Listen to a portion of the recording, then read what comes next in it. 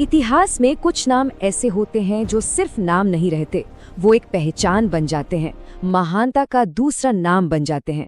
आज हम एक ऐसे ही योद्धा की कहानी में उतरेंगे, एक ऐसी महागाथा जो हजारों साल बाद भी हम सबको हैरान कर देती है।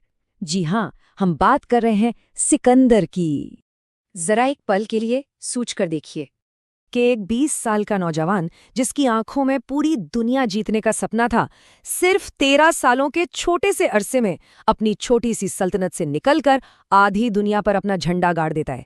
ये कोई कहानी नहीं, ये हकीकत है। तो चलिए इस अविश्वसनीय सफर को शुरू से शुरू करते हैं। तो आखिर ये सपना पैदा कहाँ से हुआ? हर बड़ी कहानी की तरह इसकी भी शुरुआत एक सपने से ही हुई थी। एक ऐसी दुनिया का सपना जिसे एक ही धागे में पिरोया जा सके। ये बात है 356 ईसा पूर्व की। मैसेडोनिया के पेला में एक बच्चे का जन्म हुआ, अलेक्जेंडर। उसके पिता फिलिप द्वितीय मैसेडोनिया के सबसे ताकतवर और महत्वाकांक्षी राजा थे, और माँ थी ओलिम्पियाज, एक बेहद रहस्यमयी रानी जिनका मानना था कि उनका बेटा कोई आम इंसान नहीं बल्कि देवताओं का अंश है।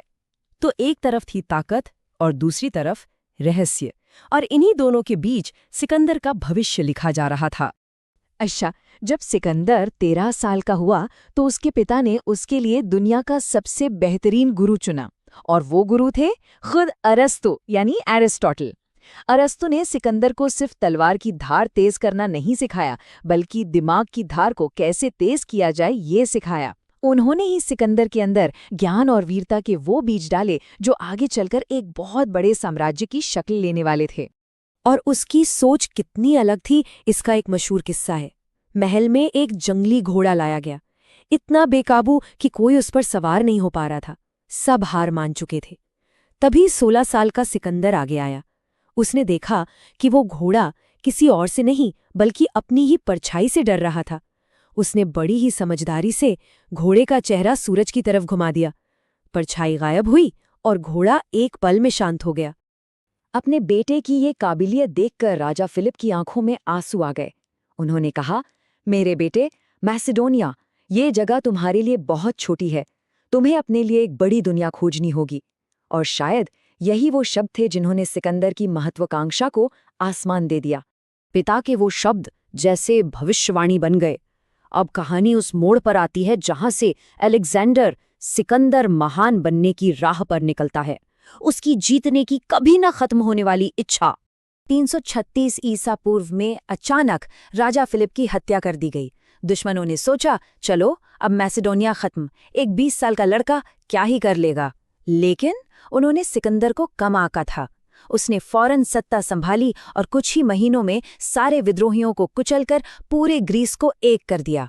अब वो सिर्फ एक राजा नहीं था, अब वो एक मिशन पर था। और मिशन था फारस को झुकाना। फारसी साम्राज्य उस वक्त दुनिया की सबसे बड़ी सुपर पावर थी, जिसके राजा थे दारा तृतीय। और सिकंदर, उसके पास थी महज 30,000 पैदल सैनिकों और 5,000 घुड़सवारों की सेना। ये एक नामुमकिन सी लगने वाली लड़ाई थी। लेकिन सिकंदर के पास जो चीज थी वो थी उसकी बेजोड़ रणनीति। ग्रैनिकस की लड़ाई में उसने उफनती नदी के पार खड़ी फारसी सेना पर सीधा हमला बोल दिया। सबने कहा ये पागलपन है, पर वो जीत गया। फिर आई इस्सुस की लड़ाई। दारा की लाखों की फौज के सामने उसने अपनी मैसेडोनियन फैलैंक्स फॉर्मेशन से फौज की दीवार तोड़ दी।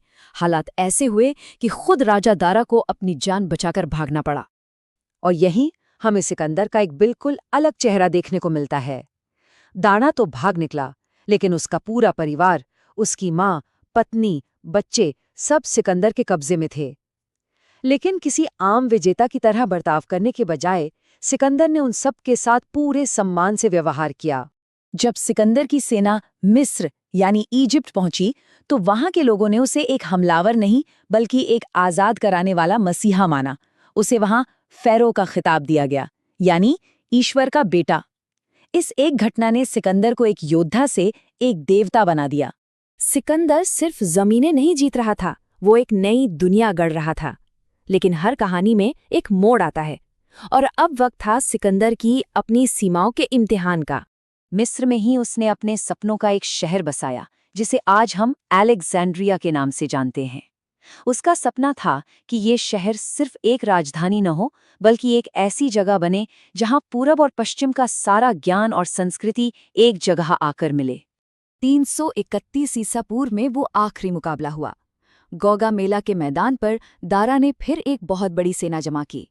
लेकिन सिकंदर की तेज नजरों ने हजारों सैनिकों के बीच एक छोटा सा गैप ढूंढ निकाला और सीधा दारा पर धावा बोल दिया। दारा एक बार फिर भाग खड़ा हुआ और इस बार फारसी साम्राज्य का सूरज हमेशा के लिए डूब गया। अब सिकंदर राजाओं का राजा था, लेकिन उसने फारसी तौर तरीके अपनाने शुरू कर दिए। वो दुनिया को ये दिखाना चाहता था कि वो जोड़ने आया है, तोड़ने नहीं। पर ये बात उसके अपने यूनानी सैनिकों को पसंद नहीं आई। उन्हें लगा कि उनका राजा बदल रहा है। फारस जीतने के बाद सिकंदर की नजरें हिंदुस्तान पर थीं। वो दुनिया के आखिरी छोर तक जाना चाहता था।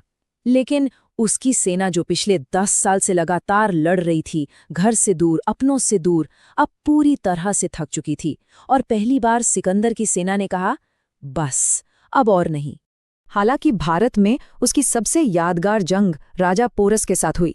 जब राजा पोरस बहादुरी से लड़ने के बाद हार गए तो सिकंदर ने उनसे पूछा, बताओ तुम्हारे साथ क्या सुलूक किया जाए।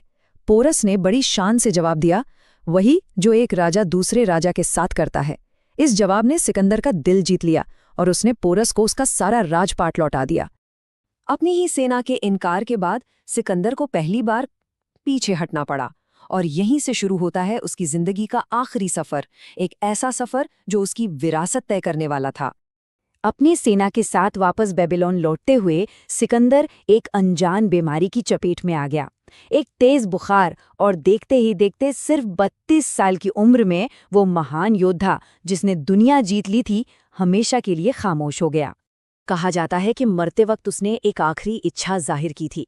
उसने कहा, जब मुझे दफनाना तो मेरे हाथ ताबूत के बाहर लटकने देना, ताकि दुनिया देख सके कि पूरी दुनिया जीतने के बाद भी इंसान यहाँ से खाली हाथ ही जाता है।